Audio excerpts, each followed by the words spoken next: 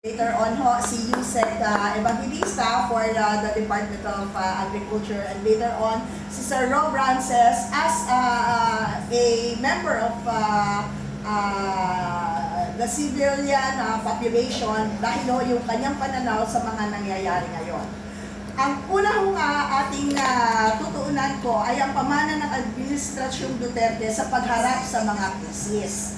Ito po ang ating katanungan. Ang Administrasyong Duterte ay hinarap ang iba't ibang krisis. Nandyan ho yung pagsabog ng Bulkang Taal, yung Marawi crisis, at yung pandemya ng COVID-19.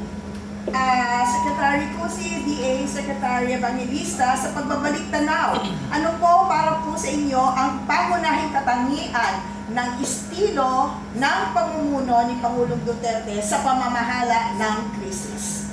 Seth? Unahin natin syempre. Ladies first. Ladies Oh, first. sige, yeah, because women's month. Yeah. Okay. Okay. Beauty first. Baka kumapa dito.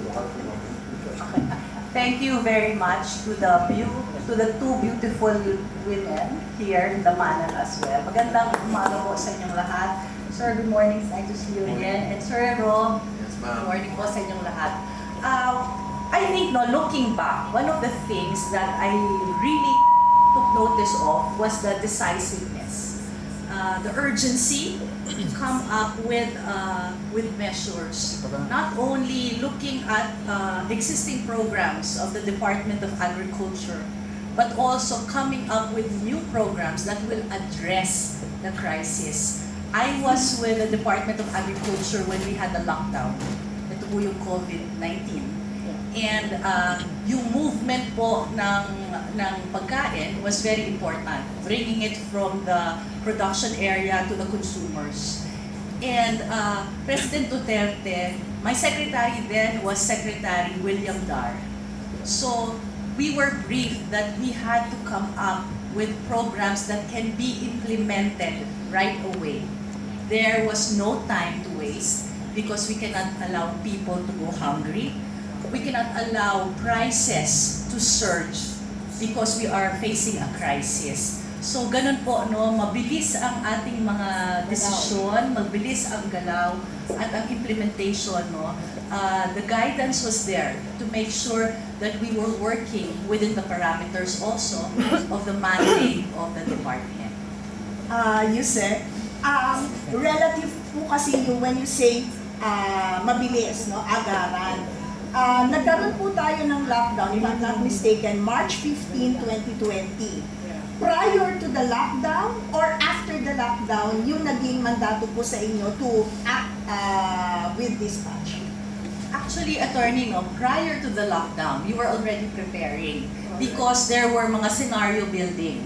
We had to be active and not reactive only. So, if it happens, then everything is in place. If it doesn't happen, then we were prepared. Ganun po ang line of thinking nung time na yon. So, weeks, I think even a month before, meron na mga steps were being taken to make sure that faced with the worst scenario, the department would be ready to respond to the needs. Because again, what we were saying at that time was food security is national security. We cannot allow any Filipino to go hungry. Ganun talaga. And Kapeni, sa iyong katabi naman po? Yes, of course. I'm sorry po. Uulitin ko na lang po muli para makalatag ng maayos po ang ating pong mga panelists, guests.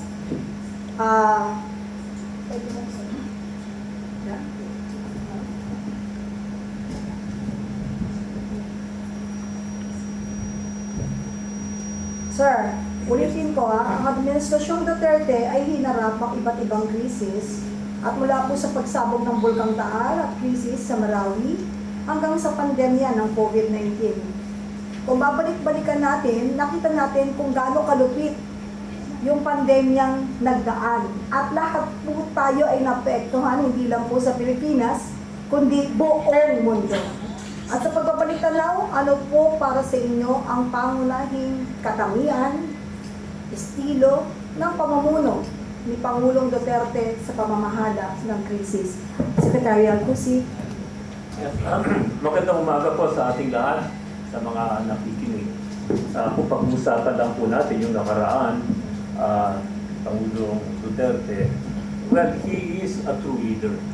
More than a manager, he is a leader. And he has shown it the way we carry our work. Alam niyo kung magkwento lang, ang usapang ito, sa nasabihan ako, actually, hindi dahil sa crisis, no? Pero pag-uusapan dapat yung mga trabaho na nangyari nakaraan ng panahon ni Pangulong Duterte. Natatandaan ko noon na pagsimula pa lang namin, when we were gathered, and I was asked to be the DOE, together with all other secretaries. We were preparing nag-prepare pa kami noon, May, I think end of May.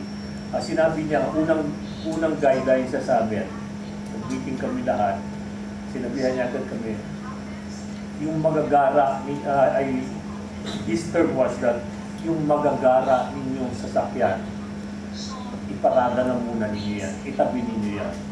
Ang gusto kong gamitin ninyo lahat, pick up, para sa ganon, pagka may mga tao sa kalsada na stranded dahil sa baha. That was his term in 2016. Damay may mga tao dahil sa baha, magsasakay ninyo. Makakapilin kayo. Ganon ang guideline sa atin. Tapos ang kunya sa atin, sa amin noon is that basta sundin ninyo ang batas at walang korupsyon. Magkakasundo tayo. Ganun lang ang binili niya sa amin. Ngayon, sa pamumuno niya, what kind of a leader he was during that period, he's a very proactive, hands-on. Alam niyo, darating pa lang yung bagyo, sinasalubong na yun ng mga sekretaryo. Tatandaan ba ninyo, bagyo pa lang, naparating pa lang, may mga announcement pa lang, forecast pa lang, i-assign na niya kami, o ikaw, Tugade, sa Cagayan, ikaw dito, Benyo, ikaw Pusi, dyan. Ganon ang naging po namin. Nakarating pa lang ang bagyo, sinasalubong na namin. Napakaraming krisis na dumaan during the time of President Duterte. Nandiyan yung COVID, pinakamalupit. No? Dahil talagang pina-exit ang termino ng ating dating Pangulo sa pagtatrabaho dahil sa COVID. Maraming issue. Paano mo tutugunan ang mga sitwasyon noon dahil sa COVID. Aside sa pagputok ng bulkan, aside yung binomba yung